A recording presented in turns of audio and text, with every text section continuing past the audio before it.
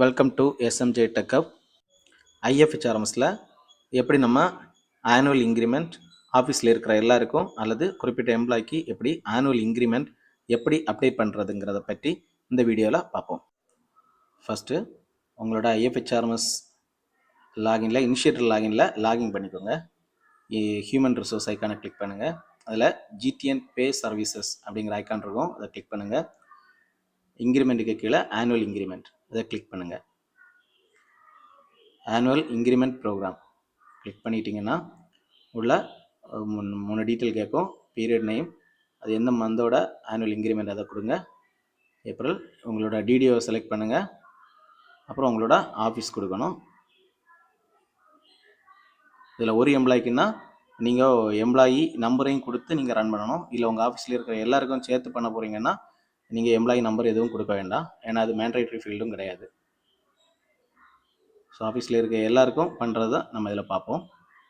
Report ஃப்ளாகில் நீங்கள் process with report கொடுங்க. Okay, continue கொடுங்க.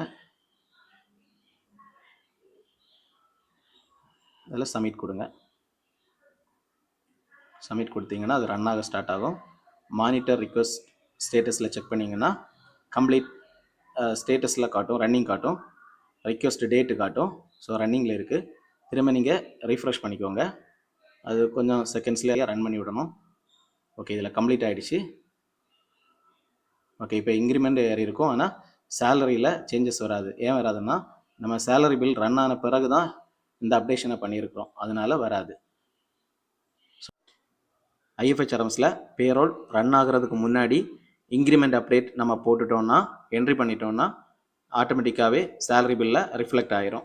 நம்ம திரும்ப மார்க் ஃபார் ரீகால்குலேஷன் கொடுக்க வேண்டிய தேவை கிடையாது. சேலரி பில் ரன் ஆன பிறகு பண்ணால் மட்டும்தான் நம்ம மார்க் ஃபார் ரீகால்குலேஷன் பண்ணணும். உங்களுக்கு இந்த வீடியோ யூஸ்ஃபுல்லாக இருந்துச்சுன்னா லைக் பண்ணுங்கள், ஷேர் பண்ணுங்கள்.